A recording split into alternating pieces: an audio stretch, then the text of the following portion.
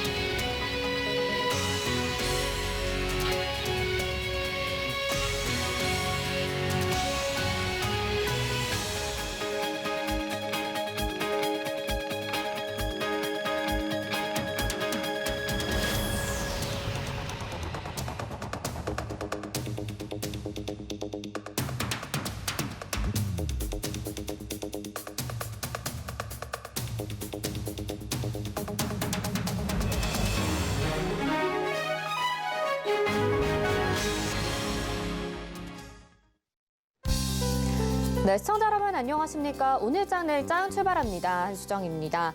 오늘 우리 시장은 장중에 변동성이 다소 나타나고 있습니다. 코스피와 코스닥 엇갈린 모습 보여주면서 상승과 하락을 오가고 있고 외국인과 기관의 수급은 유가 증권 시장에서만 들어와주고 있죠.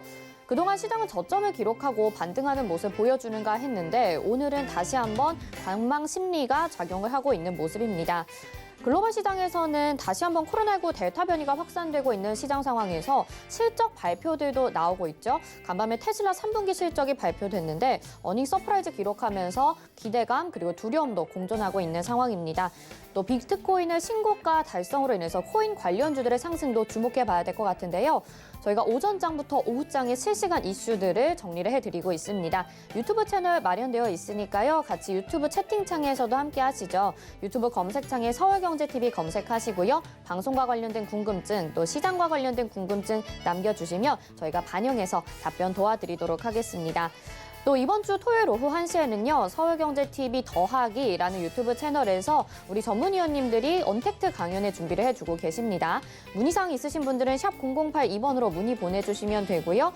이 시간 맞춰서 강연에 들어오시면 함께 하실 수 있으니까 잊지 말고 참석하시면 좋을 것 같습니다. 금일본 방송에서 제공해드리는 정보는 투자 판단에 대한 조언입니다. 해당 종목의 가치와 수익률 보장해드리지 않는다는 점 참고하시길 바라겠고요. 또 저희 서울경제TV 전문위원 및 패널을 사칭한 1대1 유사 수신행위가 성행하고 있습니다. 저희는 휴대폰 번호가 아닌 대표 번호로만 운영을 하고 있으니까요. 이 점 참고하시고 혹시라도 의심 시 아래 번호로 연락 주시면 되겠습니다. 또 저희 서울경제TV와 서울경제신문은 당사의 브랜드입니다. 서울경제증권TV와는 무관하며 기타 유사 명칭에 주의하시기 바랍니다. 자, 그러면 오늘 이 시각의 시황을 분석해드리고요. 또 실시간 검색어 상위 종목과 특징주까지 분석해드립니다. 이 시각 시황 브리핑 김혜연 캐스터가 전해드립니다. 안녕하십니까. 캐스터 김혜연입니다. 연준의 베이지북이 공개가 됐습니다. 경제 활동이 완만해서 보통 속도로 증가는 했지만 일부 지역에서는 공급망 문제, 노동력 인구 부족 같은 문제가 있다라는 이야기가 나와 주었습니다. 이번 베이지북 발표가 테이퍼링에 어떤 영향을 줄지 현재 관심이 주목이 되고 있습니다. 그리고 오늘 국내 증시는 변동성이 나타나고 있는데요. 현재 이 시각은 또 어떤 흐름일지 지수부터 살펴보도록 하겠습니다. 코스피 지수 오전 중에 하락세로 전환을 했습니다. 현재 그래도 낙폭을 회복해 나가고 있는데요. 0.08% 빠진 3010포인트 선에서 거래되고 있습니다. 이어서 코스닥 지수도 확인해 보겠습니다. 코스닥 지수 현재 0.49% 밀려난 996포인트 선에서 거래되고 있습니다. 단기 상승에 따른 부담감이 있는 모습입니다. 이어서 수급 상황도 확인해 보겠습니다. 현재 기관과 외국인의 양 매수가 들어와 주고 있습니다. 다만 매수폭이 조금씩 줄어들고 있는데요. 기관은 931억 원 매수해주고 있습니다. 외국인은 433억 원 매수 우위 보여지고요. 개인이 현재 1,186억 원 매도하고 있습니다. 이어서 코스닥의 수급 상황도 확인해 보겠습니다. 개인이 홀로 매수해주고 있네요. 개인이 2,740억 원 매수하고 있고요. 5거래일 연속 기관과 외국인의 양 매도가 들어오고 있습니다. 기관 676억 원, 외국인은 1,833억 원 매도하고 있습니다.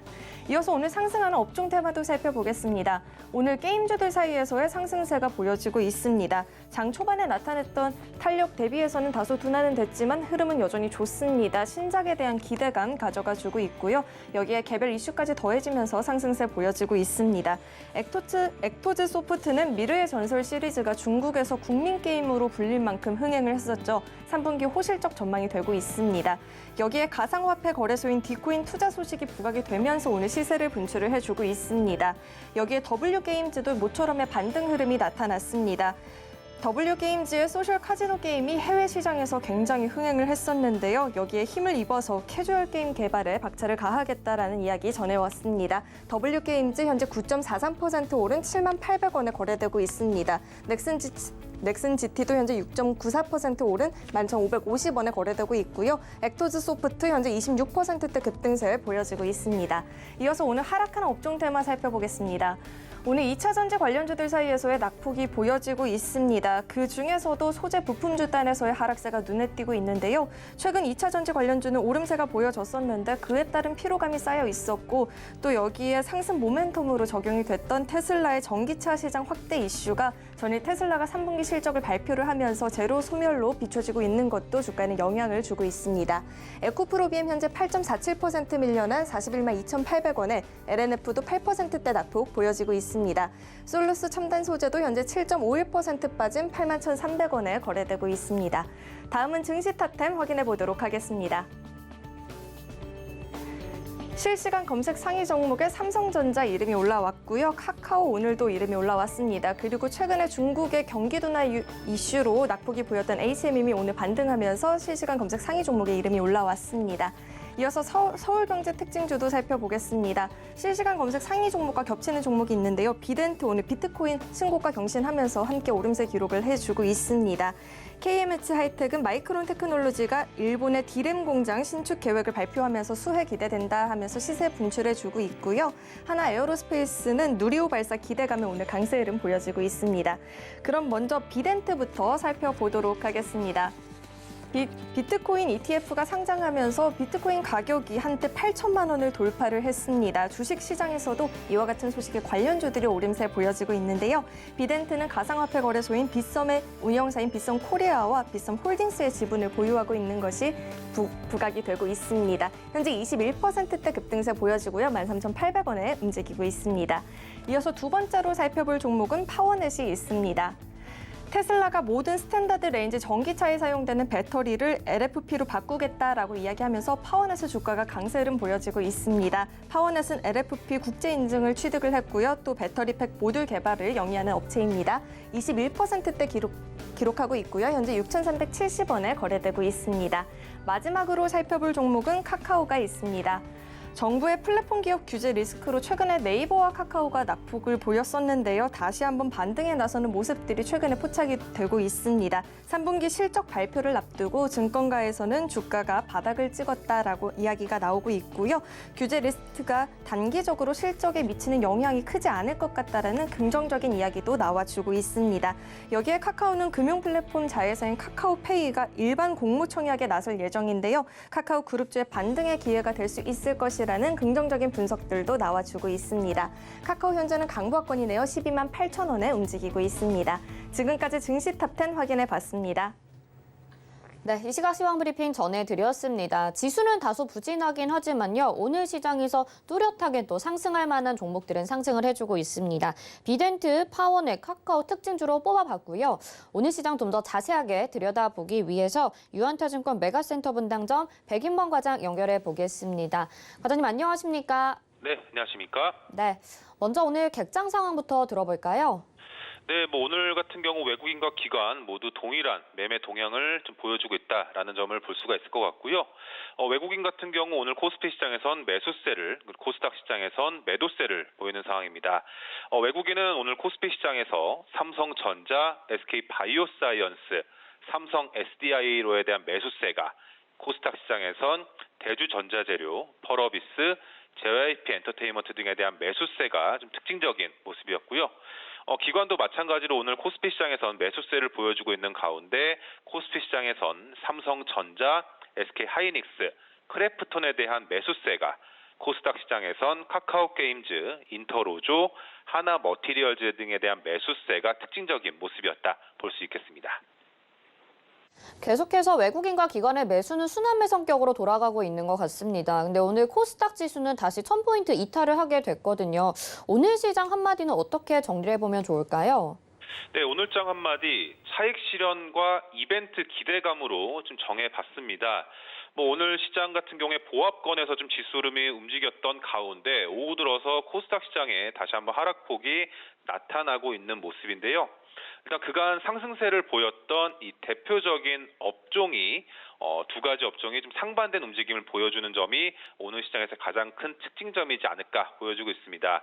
일단 2차전지 소재 업종과 엔터 업종 이 두 가지 업종으로 보시면 좋을 것 같은데 2차전지 소재 업종 보시다시피 주요 업체들이 좀 급락하고 있습니다. 반면에 엔터 업종은 강세 흐름을 좀 이어가는 모습을 특징적으로 좀 보시면 좋을 것 같고요. 특히 2차전지 소재 업종 내 대표 종목 에코프로비엠, LNF, 첨보 등의 주요 소재 업체가 급락하는 반면에 엔터 업종 같은 경우 하이브, JYP 엔터, SM 등 이런 엔터 업종의 주가가 그래도 상대적으로는 좀 상승세가 이어지는 모습 보여줬던 모습이었습니다. 특히 2차 전지 업종 같은 경우에 그간 좀 중국 업체 대비 주가 수준이 좀 저평가된 밸류에이션을 받고 있다라는 좀 배경이 있었는데 이런 최근 주가 급등에 따라서 이 밸류체인 업체들의 평균 PER이 중국보다 좀 높아졌다라는 점이 부담으로 작용하면서 차익 실현 및 매도 요인으로 작용하는 모습 등이 오늘 시장 내에서 작용하는 모습이다 보시면 좋을 것 같고요. 반면 엔터 업종 같은 경우 그간 주가 급등, 2차전지 소재 업종과 역시 비슷한 모습이긴 했지만 오프라인 콘서트 기대감, 그리고 콘텐츠 수요 급증에 대한 기대감 등이 이어지는 모습 등이 2차전지와의 차별성을 좀 불러일으켰던 것으로 보여지고 있습니다. 참고로 SM 같은 경우 CJ ENM으로의 좀 관련 내용이 좀 보도된 이후에 좀 차익 실현 물량이 나오고 있긴 하지만 하이브와 JYP 엔터의 이런 추세가 견고한 점 등은 좀 특징적으로 보시면 좋을 것 같고요. 그리고 반면에 또 이벤트 기대감도 움직이고 있습니다. 우주항공 업종과 섬유의복 업종의 강세가 시장 내에서 좀 부각이 되는 모습인데 먼저 오늘 오후 4시 전후로 좀 예정된 이 누리호 발사를 앞두고 우주항공 업종 이 전일의 급락세를 일부 만회하면서 좀 반등세에 나서는 모습입니다.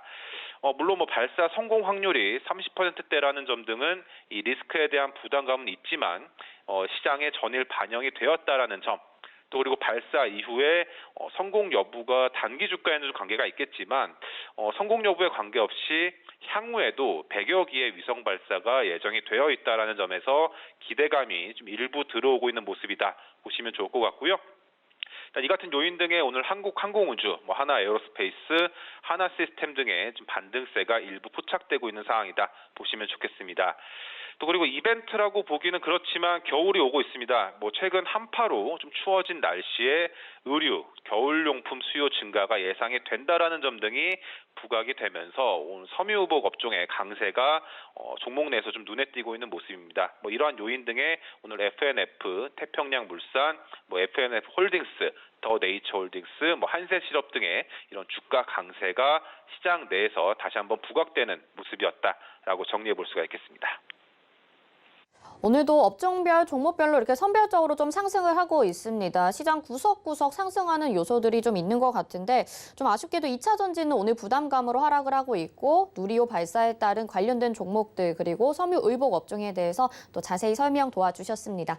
오늘 말씀 여기까지 듣겠습니다. 고맙습니다. 네, 감사합니다. 네, 이 시각 객장의 백인범 과장과 함께 했습니다. 자, 이어서는요, 오늘장 이슈 알아보는 시간인데요. 주요 섹터 알아보도록 하겠습니다. KTB 투자증권 이성훈 과장 연결해 보겠습니다. 안녕하십니까? 네, 안녕하십니까? 네, 오늘은요, 유통 섹터에 대해서 이야기를 좀 해보려고 합니다. 섬유의복 업종도 오늘 강세를 좀 보여주고 있는데, 유통 섹터는 전망 어떻게 보시나요? 네, 우선 올해 3분기, 4분기 넘어가는 이 시기와 좀 작년과는 좀 많이 좀 틀리죠. 작년 같은 경우에는 이 코로나로 인해서 내직 수요 강세, 그리고 외출 관련 상품은 수요가 좀 부진하는 그런 차별화 양상이 좀 나타났었는데 올해 3분기 같은 경우에는 전체적인 유통업종이 좀 부진했다라고 좀 말씀드릴 수 있겠고요. 이 대형마트 또 슈퍼마켓의 실적이 부진했죠. 아시겠지만은 이 국민지원금에 대한 부분이 좀 지급에 대한 타격을 받으면서 실적이 좀 부진하다는 평가라고 말씀을 드릴 수 있겠는데, 하지만 또 이제 유통, 패션이나 이런 화장품 쪽 같은 경우에도 큰 성과를 내지 못했기 때문에 이 유통업종 올해가 작년 대비해서는 좀 실망스러웠던 게 사실이다라고 좀 볼 수 있겠는데요. 하지만 좀 관심을 가져야 되는 이유 중에 하나가 우선 첫 번째로 제가 말씀드렸던 어떤 악재, 말씀드렸던 이 국민지원금이나 그리고 이 코로나로 인해서 어떤 외출 수요가 좀 제한됐던 부분이 주가의 이 유통업체에 전체적으로 반영되지 않았을까라고 좀 생각이 되고 있습니다. 이제 11월부터 이제 위드 코로나 시대가 될 가능성이 큰데요. 이 외출이나 외식에 대한 이한 수요에 대한 효과는 분명히 나올 것으로 좀 판단이 되고 있고요. 물론 이 대형 마트나 이 마켓 쪽에서의 기대감도 클 수 있겠지만 직접적으로는 패션이나 뷰티에 대한 제품군의 어떤 좀 기대감 좀 가져가도 괜찮지 않을까라고 좀 판단되고 있습니다.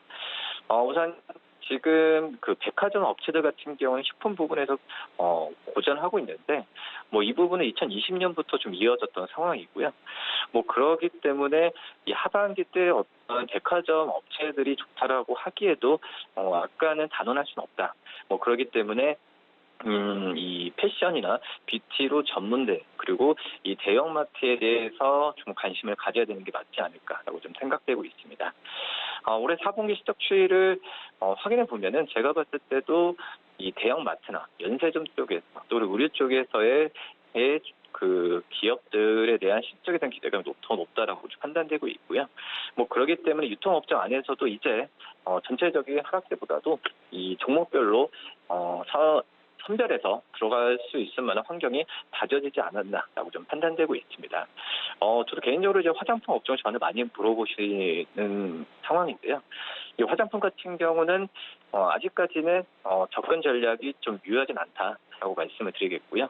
우선 중국 쪽에서 화장품 소비 둔화 우려가 지금 지표로 좀 나와주고 있고, 이 중국인 도매상 수요에 대한 리스크가 좀 항상 청존하기 때문에 이런 우리나라 쪽에서의 화장품 업종에 대한 긍정적인 어떤 메시지를 던지기 좀 한계가 있지 않을까라고 좀 판단되고 있고요. 특히 이제 중국 쪽에서의 상황이 예민한 이런 화장품 같은 경우는 이 중국의 어떤 경기 상황이 예측이 어렵다는 것 자체도 좀 접근하기가 좀 힘든 구조로 좀 나가고 있지 않을까 이렇게 판단되고 있습니다.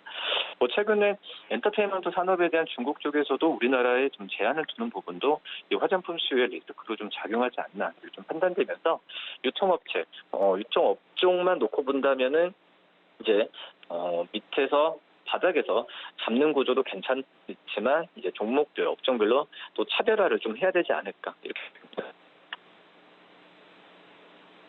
네, 유통업종의 강세가 이제는 나타날 때가 된 것 같습니다. 그동안은 오래 쉬어가기도 했었는데 이제는 코로나19에서도 어느 정도 좀 회복이 되어가고 있고요. 의료 관심도도 높아질 것으로 오늘 시장에서도 보여지고 있는 것 같습니다. 다만 화장품주들은 좀 조심해야 된다 이렇게 말씀해 주셨거든요. 그러면 지금 대형마트나 면세점 쪽으로 좀 유심히 보자 이렇게 말씀해 주셨는데 관심 가지고 계신 종목 어떤 게 있을까요? 네, 이마트를 좀 말씀드리겠는데요. 우선 이마트 같은 경우에도 그동안에 좀 악재가 이미 좀 시장에 반영되지 않았나라고 생각이 됩니다. 국민지원금에 대한 부분에 있어서 이미 다 지급됐죠. 지급되면서 어떤 악재에 대한 부분은 주가 이미 좀 반영이 되지 않았나 생각되고요. 이 영업이익 지금 1,200억 후반, 3분기 영업이익은 1,200 후반 그리고 이 1,400억까지 예상을 하고 있는데 이 정도면은 충분히 잘 나왔다라고 좀 평가를 받고 있습니다. 그렇기 때문에 이마트에 대한 실적 우려감은 주가 좀 반영이 됐고, 또 하나 악재였던 게 바로 이제 스타벅스 코리아죠. 스타벅스 코리아에 대한 어떤 그 연결 지분법 이익에 대한 불안감이었는데 우선 지금 저는 제 개인적으로 봤을 때 스타벅스 코리아가 플러스면 플러스 마이너스는 아니라고 생각이 되고 있고요. 지금 현재 뭐 스타컴에 대한 이 비용이 좀 많이 들어가는 상황인데 충분히 스타벅스 코리아의 실적으로 이 스타컴의 이 비용이나 이런 부분을 커버할 수 있지 않을까라고 좀 생각이 되고 있습니다. 장기적인 기대감 또 이제 단기적인 불안감이 이마트 주가에는 전부 다 좀 포함되고 있는 시기인데 차트를 본다고 하더라도 이 바닥을 다지는 구조로 가고 있기 때문에 이 주가 조정 시에는 이 매집에 대한 부분도 충분히 고려해도 괜찮지 않을까라고 좀 생각이 되고 있습니다. 지금 현재 봤을 때도 스타컴의 거래율은 지금 성장률을 지금 기록해주고 있기 때문에 우선 이마트에 대한 어떤 관심은 온라인, 오프라인 전부 다 관심을 가져도 무리가 없다라고 좀 판단되고 있고요. 지금 습대 행사 이 얘기가 많이 나와주고 있죠. 하반기 전체 목표치 달성에는 문제 없다고 판단되면서 이마트 좀 관심 있게 봐도 괜찮다라고 말씀드립니다. 네, 관심 종목으로는 이마트 제시를 해주셨습니다. 오늘 말씀 여기까지 듣겠습니다. 고맙습니다. 네, 감사합니다. 네, 지금까지 이성훈 과장과 함께했고요. 통화 상태가 잠시 고르지 못했던 점 시청자분들의 양해 부탁드리도록 하겠습니다. 자, 이어서는요, 오늘장 이슈 토픽 알아볼 텐데요. 미국 시장과 누리호 발사에 대한 이야기 나눠보도록 하시죠. 먼저 화면으로 만나보시죠.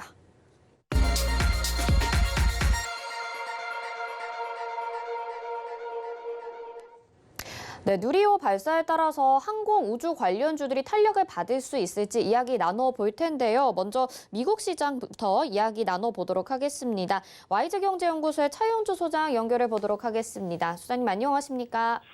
예, 안녕하십니까. 차영주입니다. 네, 미국의 다우지수가 간밤에 장중 신고가를 또 달성을 했다고 합니다. 이렇게 좀 하락하나 싶었는데 주춤주춤하면서도 다시 반등하면서 사상 최고치 경신을 했었죠. 국내 증시에도 영향이 있을 것 같은데 어떻게 보시나요? 예, 일단 다우지수가 올라가다 보니까 국내 지수에서 코스피 시장이 올라가지 않겠는가 이렇게 생각하시는 분들도 일부 계실 텐데요. 다우 같은 경우 구성 종목이 우리랑 좀 다릅니다. 우리 같은 경우 코스피 시장 같은 경우 삼성전자라든지 이런 IT 기업의 비중이 높은데 미국의 다우는 소비재에 대한 비중이 상당히 높습니다. 따라서 미국의 다우지수가 올라간다 그래서 국내 지수가 올라간다라는 보기에는 그 연관성은 나스닥 지수라든지 필라델피아 반도체 지수에 비해서는 좀 떨어진다. 이렇게 설명을 좀 드릴 수가 있겠죠.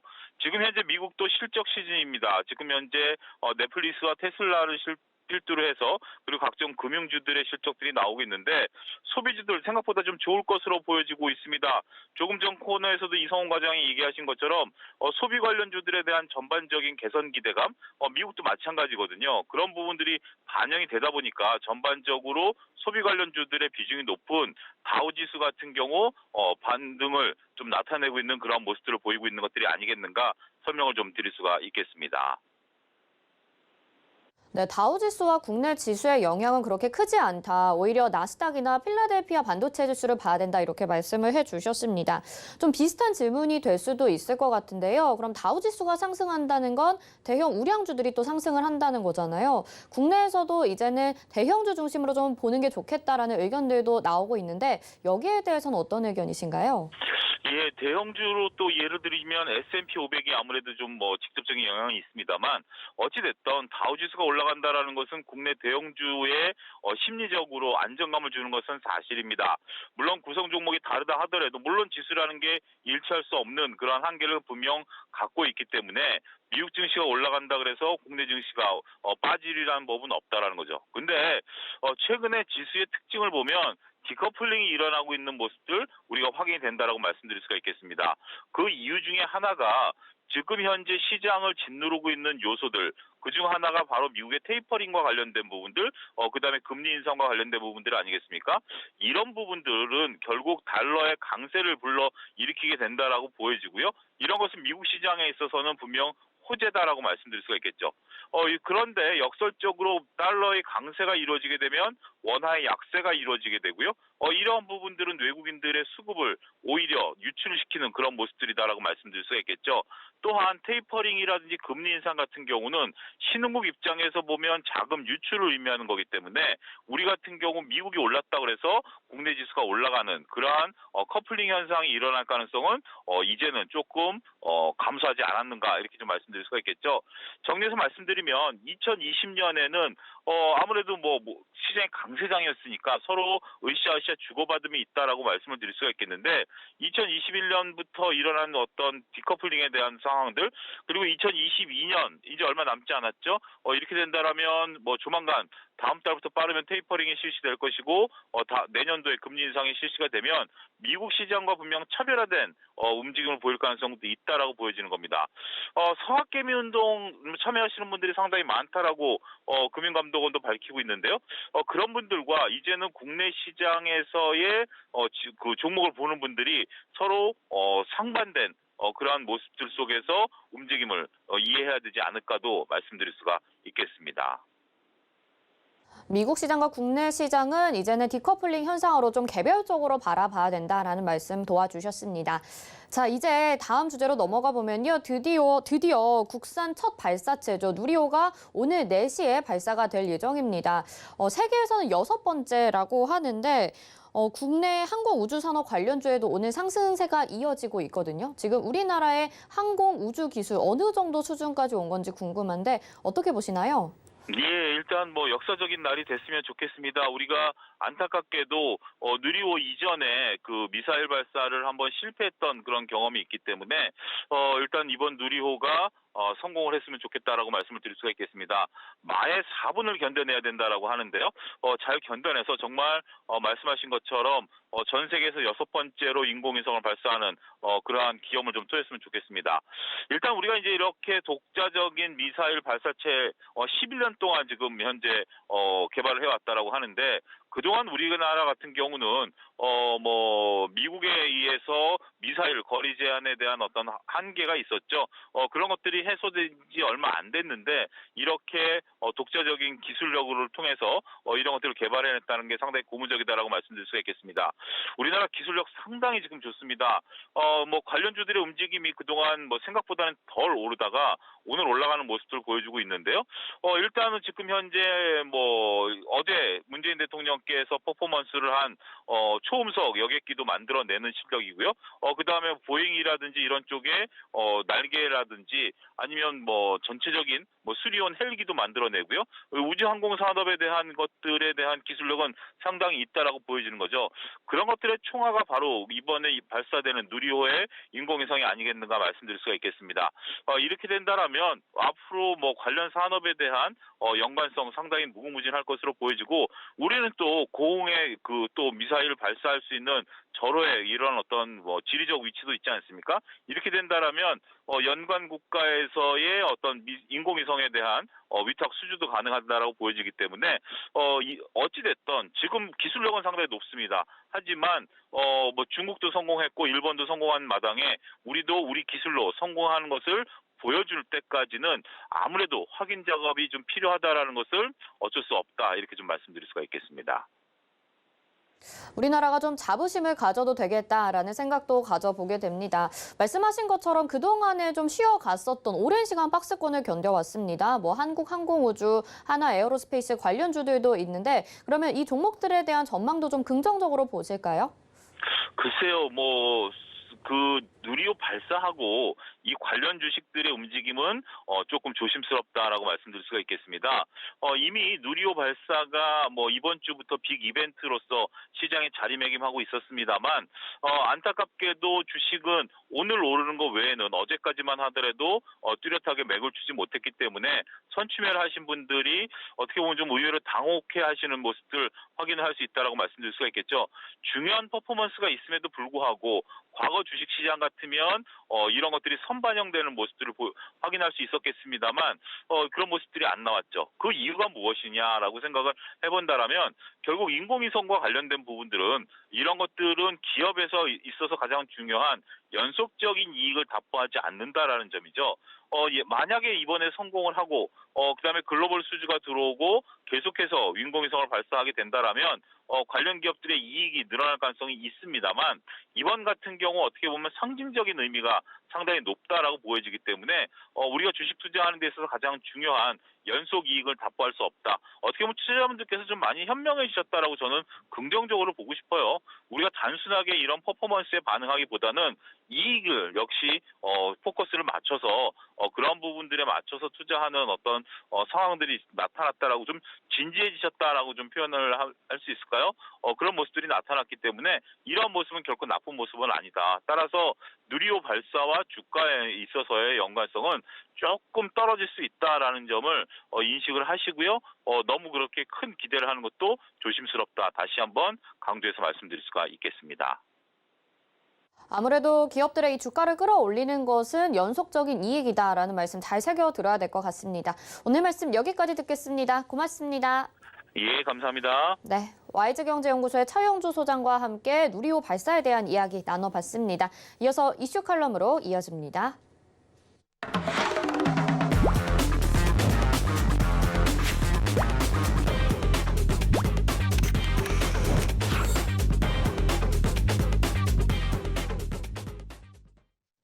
네, 시장 핵심 이슈 짚어보는 이슈 칼럼 시간입니다. 오늘은 미중산업경제연구소의 조용찬 소장과 함께합니다. 소장님 안녕하십니까? 예, 안녕하십니까? 네, 중국의 경제 성장률이 나왔습니다. 그런데 GDP가 지금 4.9% 증가에 그쳤죠. 전망은 8% 정도 했었는데 사실 크게 밑도는 수치입니다. 중국의 경제 성장률 뒷걸음질 치는 이유 여러 가지가 있을 것 같은데 어떤 것들이 있는지 요약 좀 해주시죠. 네, 중국의 GDP 성장률은 1분기에 18.3%까지 올라갔는데요. 그 이후에 7.9, 4.9로 떨어졌습니다. 근데 문제는 코로나로 인한 통계 왜곡을 막기 위해서는 미국처럼 직전 분기로 봐야 되는데요. 이렇게 보면은 3분기 성장률은 0.2%에 그칩니다. 연율 기준으로 보더라도 0.6에서 0.8 정도에 불과한데요. 아무래도 경제 합리성을 무시하고 정적인 그 정책 운용을 하다 보니까 경제 활동에 본격적인 악영향을 미치고 있다는 겁니다. 지수석 같은 경우에는 상기 연임을 위해서 정적 기업들에 대한 돈줄 죄기를 시작하고 있는데요. 이 때문에 가장 먼저 타격을 받았던 부동산 투자와 관련해서는 디레버리징 정책으로 인해서 상당히 위축이 됐고요. 또한 탄소 중립을 실현시키기 위한 더블 컨트롤 정책을 추진하다 보니까 전력 대란, 제조업 생산뿐만 아니라 소비도 부정적인 영향을 미쳤다는 겁니다. 이제 문제는 경기 하락을 촉발한 지금의 경제 정책 기조를 전혀 중국 정부가 바꿀 생각이 없다는 점인데요. 이는 시주석의 교지에 의해서 추진되고 있기 때문에 뉴노멀 경제, 또 새로운 산업으로 가는 과정에 성장 통로라고 그 중국에서는 인식하고 있기 때문에 그렇습니다. 당분간 중국의 성장률 하락세는 지속이 될 수밖에 없고요. 세계 경제에도 악영향을 미칠 수밖에 없지 않나 이렇게 보여집니다. 무리한 정책 운영으로 지금 경제 활동에 악영향을 미치고 있고 세계 경제에도 영향을 미칠 가능성까지 언급해 주셨습니다. 지금 중국의 상황 살펴보면 반도체 전력 문제가 심화되고 있는데요. 4분기에는 성장률이 얼마나 더 떨어질지도 궁금하거든요. 어떻게 전망하시나요? 네, 4분기에는 3분기보다 더 악화된 3%대까지 떨어질 것으로 보여집니다. 이렇게 되면 직전 분기 대비로는 마이너스 성장으로 들어가는데요. 경기 침체 초입에 들어간 것으로 보여집니다. 아무래도 내년 2월에는 베이징 올림픽을 앞두고 있는데요. 코로나 감염자들이 현재 국지적으로 아주 산발적으로 계속 일어나고 있습니다. 이 때문에 중국에서는 이벤트 행사가 중지되고 있고요. 단체 여행을 자제시키는 행정 지도가 강화되고 있다고 합니다. 이뿐만 아니라 전력 공급의 차질도 겨울철을 앞두고서 지금 계속 진행이 되고 있고요. 또 반도체 부족으로 인한 생산활동 위축이 내수 경기에 본격적인 악영향을 미치고 있다는 겁니다. 생산활동이 부진하다면은 보이는 손인 중국 정부가 직접 나서서 투자 주도의 성장을 해야 되는데요. 하지만 중국에서는 우량 인프라 투자 프로젝트가 현재로서는 거의 다 끊어진 상태입니다. 이 때문에 고정자산 투자도 4분기에는 연율 환산으로 제로 성장에 그칠 가능성이 높습니다. 이렇게 된다면은 올해는 기주 효과로 인해서 8%까지 성장이 반등을 하겠지만 내년에는 5% 초반까지 하락하는 것은 중국 정부도 막기는 어려울 것으로 보여집니다. 네, 말씀을 들어보니까 그동안에 문제가 됐었던 것들이 이렇게 GDP 성장률로 나오고 제로 성장까지도 언급을 해주셨습니다. 상당히 좀 심각한 상황이라고 볼 수가 있을 것 같아요. 네, 지금 베이징에서는 전인대 상무위원회가 열리고 있다고 합니다. 또 내년 가을에 당대회를 앞두고 지금 6중 전회도 열릴 예정이라고 하는데 여기에서 어떤 중요한 결정들이 내려질지가 궁금하거든요. 어떻게 보시나요? 네, 6중 전회라는 것은 차기 권력의 핵심 윤곽을 결정하는 회의입니다. 시 주석을 포함해서 7명의 정치국 상무위원들과 관련된 인선이 있게 되는데요. 시 주석의 3기 임기는 이미 확정된 상황입니다. 여기에서 눈여겨서 봐야 할 점은 시 주석의 권위가 어느 수준까지 높아질지 여부인데요. 이번 공산당 창당 100주년간의 그 성과뿐만 아니라 경험을 총결산하는 역사 결의가 심의된다고 합니다. 중국 공산당의 역사 결의는 지금까지 2번 있었는데요. 1945년에 마오쩌둥의 절대 권력을 확정했을 때, 그리고 1980년에 덩샤오핑의 개혁 개방 노선을 정했을 때입니다. 다시 역사 결의를 한다는 것은 시 주석의 권위가 마오쩌둥 끝까지 올라왔다는 것을 보여주는데요. 아무래도 시 주석 같은 경우에는 지난 10년간 G2 국가로 국제적인 위상을 높였고요. 앞으로 세계 중심이 되는 만큼 지도자로서의 업적을 부각시키는 우상화 작업도 속도를 낼 수밖에 없습니다. 또 한 가지는 새로운 시대, 중국의 운명을 좌우할 미래 발전을 위해서는 3기 임기를 넘어서 종신 집권이 필요하다는 주장이 퍼질 것으로 보여진다는 점에서 중국 같은 경우에는 앞으로도 정치적 혼란이 당분간 지속되지 않을까 보여집니다. 경제 상황은 이렇게 좋지가 않은데 시진핑 주석의 권위는 점점 높아지고 있는 듯한 모습을 보여주고 있습니다.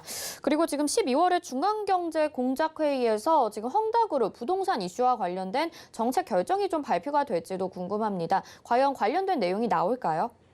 네, 내년 GDP 성장률 목표가 제시가 될 것으로 보여지는데요. 중국에서는 잠재 성장률 수준이 5% 이상으로 묶을 가능성이 높지 않나 보여집니다. 내년도 경제 정책의 핵심은 성장보다는 사회 불안정을 초래할 숨겨진 위험을 제거시키는 것이 될 것으로 보여지는데요. 현재 중국에서는 헝다라든지 환양리엔, 차이나 프로퍼티, 신익홀딩스와 같은 중대형 부동산 개발 회사들의 자금난이 심각합니다. 이 때문에 분양 아파트의 공사가 중단되면서 각종 시위가 일어나고 있는데요. 이거와 관련해서 내년도에는 아파트 사전 분양 제도가 완공 뒤 판매 제도로 180도 바뀔 것으로 보여지고요. 이렇게 된다면 부동산과 관련된 기업의 총 부채가 1경 8천조 원 정도가 되기 때문에 중국의 아무래도 이런 부실채권 문제가 불거질 수 있다는 점에서 숨겨진 위험 문제를 재건하는 게 중국 정부의 내년도 목표고요. 또 연착륙도 그렇게 쉽진 않을 것으로 보여집니다. 새로운 정책이 발표가 되면서 또 변화가 있을 것으로 예상이 되기는 합니다. 지금 말씀해 주신 것처럼 이렇게 계속 정책들이 변하고 있는데 새로운 시대의 정책 철학 시진핑이 보여주고 있는 게 무엇이고 또 앞으로 대외 정책도 달라질지 궁금한데요. 어떻게 보시나요? 네, 중국은 내부적으로 집권 철학과 관련해서는 시진핑의 철학을 보면요. 유물사관에 근거한 새로운 발전관이고요. 또 민족과 문화에 대한 일체감을 유난히 강조한다고 합니다. 이렇게 된다면은 자신의 집권 기간 동안에는 중국은 어느 시대보다도 세계의 중심이 됐다는 것을 강조해야 되는데요. 그러다 보니까 중화 문화가 한류 문화에 휘둘리는 상황이 계속이 된다는 것은 시 주석 입장에서는 용인이 안 될 겁니다. 이 때문에 K-팝이라든지 K-드라마, K-뷰티, K-푸드와 관련해서는 뭐 자신의 거라고 일방적으로 주장할 것으로 보여지고요.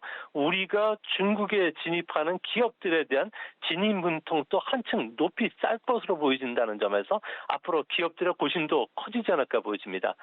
또 한 가지는 대외 정책의 핵심이 어떻게 바뀌느냐인데요. 시속 같은 경우에는 음양 오행 사상을 신봉하고 있습니다.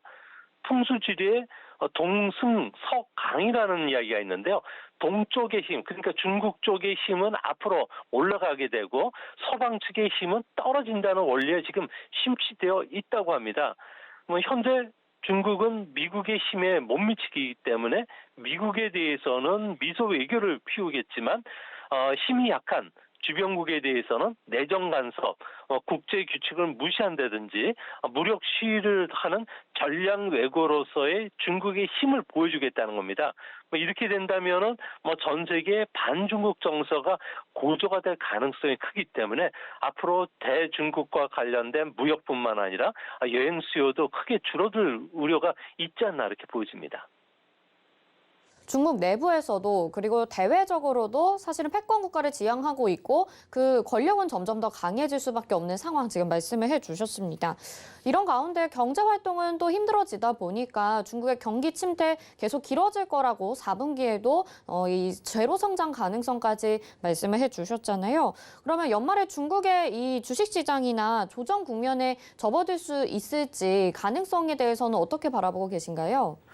네, 경제와 달리 주식시장은 경기 침체에 들어가더라도 유동성에서 증시가 올라갈 수가 있는데요. 중국인들은 재테크 하는 방법이 크게 세 가지로 분류가 됩니다. 하나는 이재 상품, 부동산에 투자하는 방법, 그리고 주식에 투자하는 방법이 있습니다. 이재 상품 같은 경우에는 규모가 4,500조 원 규모인데요. 최근 헝다그룹이 원금의 10%만 상환하고 90%는 상환을 거부하면서 개인들이 이재 상품 쪽에서 많은 자금들이 이탈을 하고 있다고 합니다.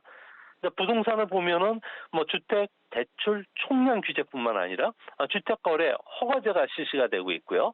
일정 가격 이하로는 팔지 못하도록 지방 정부가 가격까지 통제하다 보니까 중국에서 지난 20년간 투자가들의 뇌리속에 박혀 있는 부동산 불패 신화도 깨지면서 주택 가격이 지금 하락하고 있다고 합니다. 이 때문에 갈 곳이 없는 자금들이 증시로의 이동을 지금 준비를 하고 있다는 이야기들이 많이 나오고 있는데요. 아무래도 중국 정부는 2022년 내년도부터는 주식시장에 IPO 등록제가 실시가 되고요. 또 투자자 보호하는 여러 가지 제도, 그리고 이번 달 말까지 베이징에서는 중국판 나스닥 증시가 개설이 된다고 합니다.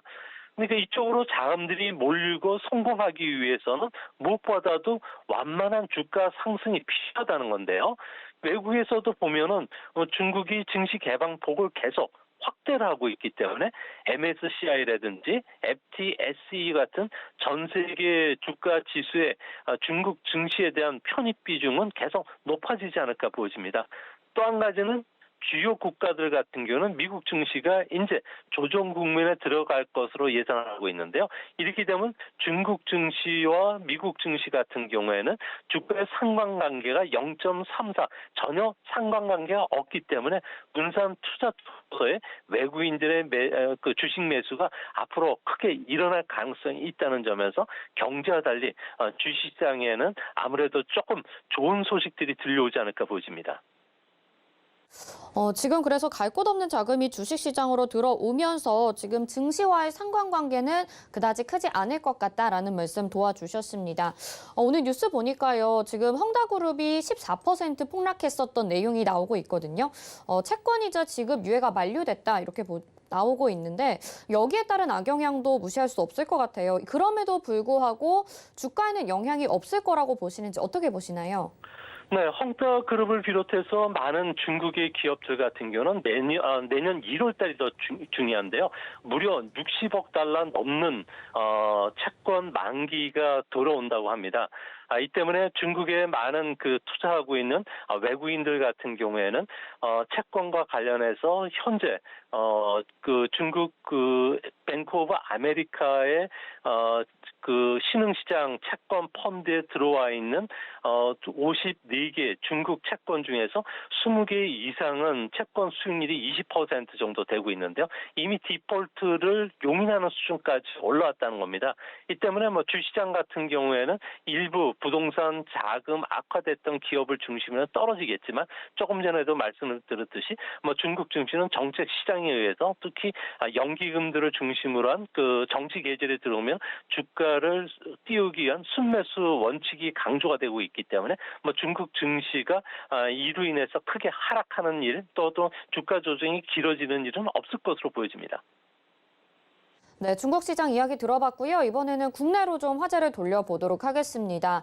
원달러 환율 같은 경우가 최근에 좀 잠잠해지나 싶었는데 오늘 다시 3원 정도 상승을 하고 있습니다. 이렇게 원달러 환율 상승하게 되면요. 국내도 득실이 있을 것 같아요. 앞으로 어떻게 보시나요?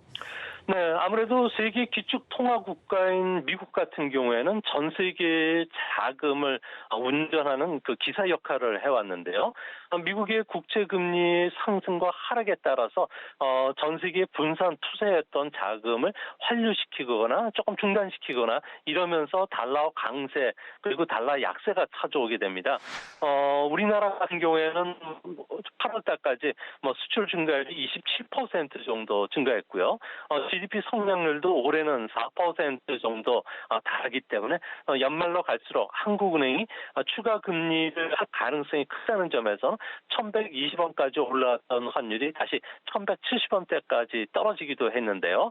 앞으로 이제 환율 같은 경우에는 뭐 장기적으로 올라가는 추세라는 점에서 에너지나 식량, 원자재 가격까지도 상승하는 물가 오름세가 나타날 가능성이 있지 않나 보여집니다. 뭐 이렇게 되면 꼬리가 몸통을 흔드는 현상이 일어날 가능성이 높다는 점에서 뭐 주시장뿐만 아니라 국내 금융시장에도 변동성이 연말로 갈수록 다시 높아질 가능성도 있지 않나 보여집니다. 금리 인상까지도 계속 염두에 둬야 되는 상황인 것 같고요. 말씀해 주신 것처럼 원달러 환율 상승하게 되면 금리도 오르게 되고 물가들도 계속 상승을 하게 될 것 같은데 지금 전 세계적으로 원자재, 뭐 천연가스 이런 부분들도 다 같이 상승을 하고 있습니다. 경제 인플레이션 오게 될지 또 우리 경제에 미치는 영향은 어느 정도일지 궁금한데요. 어떻게 전망하시나요? 네, 뭐 우리나라 같은 경우는 환율이 올라가면 수입 물가, 생산자 물가에 직접적인 그 즉각 영향을 미치게 되는데요. 아무래도 상품 가격 상승은 뭐 휘발유 가격뿐만 아니라 서민들이 즐겨 찾는 외식 품목들이죠. 뭐 햄버거나 김밥, 삼겹살, 치킨뿐만 아니라 빵 가격까지도 줄줄이 인상이 된다는 겁니다. 뭐 지난달에 우리나라 소비자 물가는 2.5%까지 올랐기 때문에 6개월 연속 정부의 물가 관리 목표인 2%를 웃돌았는데요. 뭐 정부의 물가 안정 대책이 뭐 이렇다 효과가 없는 상태이고 또 주요 지표들도 연말로 갈수록 빨간불이 켜지고 있기 때문에 앞으로 우리나라 같은 경우에는 일시적으로 인플레이션 압력 이 찾아올 가능성도 있지 않나 보여지고요. 또 스태그플레이션은 구조적으로 좀 그 찾아올 가능성이 없지만 일시적으로도 좀 나타날 가능성은 항상 그 염두에 두셔야 되지 않나 이렇게 보여집니다. 인플레이션 계속해서 염두에 두면서 시장도 경제도 잘 살펴봐야 될 것 같습니다. 오늘 말씀 여기까지 듣겠습니다. 고맙습니다. 예, 감사합니다. 네, 지금까지 미중산업경제연구소의 조용찬 소장과 함께 이야기 나눠봤습니다. 자, 오늘 장 저희가 준비한 소식 여기까지고요. 누리호가 5시에 발사된다는 내용 속보로 전해드렸습니다. 계속해서 마감인방 60분의 승부도 함께 하시면서 마감장 전략 세워보시길 바라겠습니다. 본 방송에서 제공해드리는 정보는 투자 판단에 대한 조언입니다. 해당 종목의 가치와 수익률 보장해드리지 않는다는 점 참고하시길 바라겠고요. 저희 서울경제TV 전문위원 및 패널을 사칭한 1대1 유사 수신 행위가 성행하고 있습니다. 저희는 대표 번호로만 운영하고 있고요. 개인 휴대폰 번호로는 운영하지 않으니까 이 점 참고하시고 혹시 의심된다면 아래 번호로 연락 주시기 바라겠습니다. 또 저희 서울경제TV와 서울경제신문은 당사의 브랜드입니다. 서울경제증권TV와는 무관하며 기타 유사 명칭에 주의하시기 바랍니다. 잠시 후 마감 인방 60분의 승부로 다시 돌아오겠습니다. 시청해주신 여러분 고맙습니다.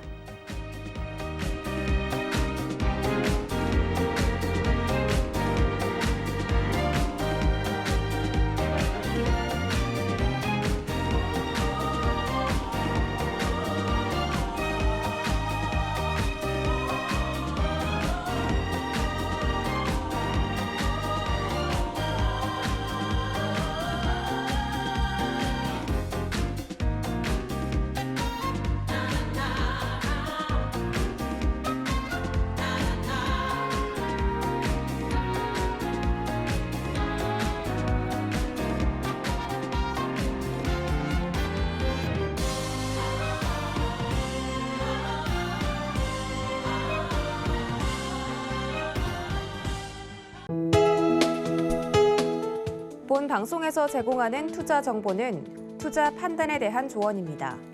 방송에서 제공하는 주식의 가치, 가격 상승 및 가격 하락에 대해서는 방송사에서 보장하지 않습니다.